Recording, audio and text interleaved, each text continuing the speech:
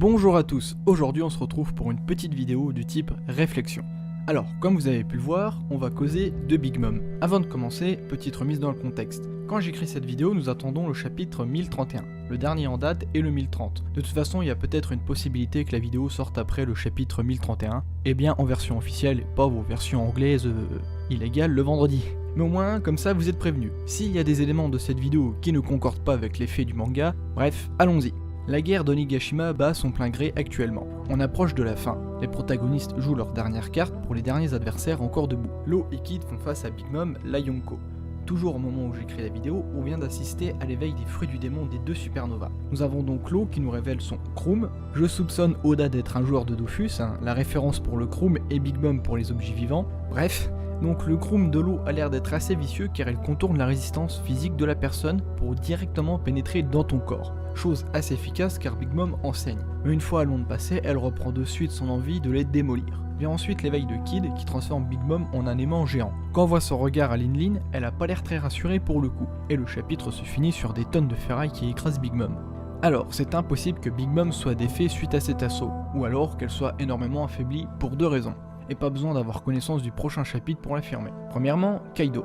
Big Mom et Kaido sont les deux seuls personnages connus à ce jour pour être réputés au niveau de leur résistance physique naturelle hors du commun. Mais à quoi sert Kaido? Tout simplement comparer Kaido au niveau dégâts à Big Mom. Kaido toujours debout, lui plus à 100% mais toujours opérationnel pour détruire Luffy. Big Mom n'a dû recevoir même pas 20% de ce qu'a mangé Kaido, mais va perdre, elle est censée être du même level. Et deuxième argument, mais plus personnel sur ce coup-là, alors oui, je suis le premier à me plaindre du Luffy-centrisme dans One Piece. Oui, ça serait bien que pour la concurrence, au niveau de la pire génération, que Kid et Law arrivent à avoir le même CV que Luffy. Mais il est impensable et impossible que deux bonhommes juste avec un éveil de fruit du démon, sans Haki éveillé et encore moins sans Haki des rois éveillé, arrivent à faire tomber Big Mom. Luffy l'a dit lui-même, je vaincrai tous les Yonko, je reviendrai pour toi Big Mom, et la phrase de Katakuri pour Luffy, tu vois loin dans le futur, suite au discours de Luffy quant à sa future victoire sur la Yonko. Pour moi, plein d'éléments qui prouvent que Big Mom ne verra pas sa chute sur Wano. Alors oui, Oda veut finir One Piece assez rapidement. Oui, la fin de One Piece approche à grands pas, mais ça me paraît quand même assez extraordinaire que deux Yonko tombent en même temps. De plus, fait à noter dans One Piece, les anciens ennemis ils disparaissent quand ils sont vaincus. Sauf que là, on peut pas se permettre de faire ça avec deux individus aussi puissants. Deux Yonko qui meurent, deux Yonko de capturés, ça me paraît hautement improbable. De mon point de vue, Big Mom sera encore dans le game pour un moment. Elle a d'ailleurs d'autres missions qui l'attendent. Même si Oda l'humilie à chaque fois qu'elle apparaît, il y a une limite avant de la sortir du récit.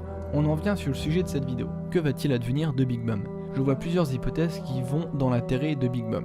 Kaido l'a bien dit au fourreau rouge, les pirates finissent toujours par trahir dans une alliance. Il est possible que Big Mom, voyant venir la défaite de Kaido, lui mette un coup de couteau dans le dos, au sens propre comme au figuré, ce qui d'ailleurs va bien dans mon sens quand j'avais annoncé dans une ancienne vidéo que Big Mom serait ce qui va permettre de vaincre Kaido. Ainsi, elle aurait tout gagné, la perte d'un concurrent et un road poneglyph. Autre possibilité. Big Mom va fuir. Alors attention, pas dans le sens lâcheté, mais voyons plutôt quel est son intérêt dans cette guerre. Eh bien aucun, elle n'a rien à faire ici, elle n'a aucune raison d'y participer, ce n'est pas son combat. Sauf si elle tient absolument à son alliance avec Kaido pour dominer le monde et qu'elle ne veut prendre aucun risque sur une possible défaite de la créature la plus puissante au monde. Quand le gouvernement mondial va arriver via l'intermédiaire du Cypher Pole qui est aussi en coulisses, vous me corrigez si je vais dire des bêtises, mais pour l'instant on a vu que Lucci comme vrai personnage sur le bateau qui se dirige vers Wano Kuni.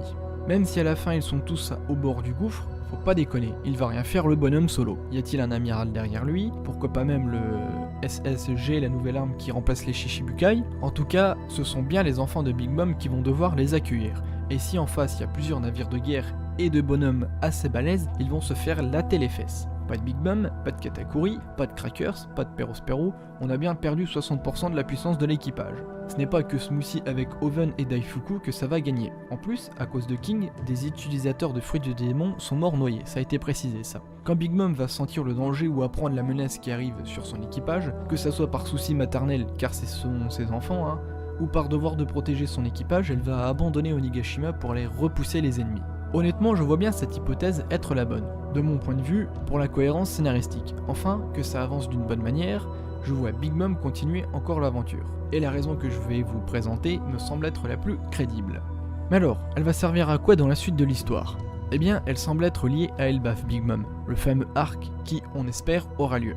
A voir si on la retrouvera là-bas. Ensuite, petite théorie personnelle qui va reprendre une idée grandement connue mais avec une finalité à ma sauce, Barbe Noire va ou a déjà attaqué Whole Cake Island. Quand Big Mom va revenir sur son territoire, elle va chercher à se venger obligatoirement, et c'est là qu'elle aura un rôle à jouer. Sur mon ancienne chaîne, j'avais fait une théorie comme quoi Big Mom deviendrait une alliée de Luffy. Eh bien, si Teach a vraiment détruit Whole Cake Island, et qu'il devient l'antagoniste final, il est possible d'avoir une alliance entre Big Mom et Luffy. Surtout que je rappelle aux fans hardcore qui crient au foreshadowing sur tous les toits, vous me corrigez mais il me semble que Luffy avait précisé au moment où Pecoms vient chercher Sanji pour le mariage, ou sur Zo ou au début de Whole Cake, je sais plus du tout, hors de question qu'on devienne les sous-fifres de Big Mom, ça sera eux qui seront sous mes ordres. Alors j'ai retrouvé le moment où Sanji dit que les Mugiwara ne seront pas les sous-fifres, mais impossible de retrouver quand c'est Luffy qui dit ça. Donc est-ce que j'ai rêvé ou pas, c'est à vous de me le confirmer, mais en tout cas, ce n'est peut-être pas une phrase laissée au hasard.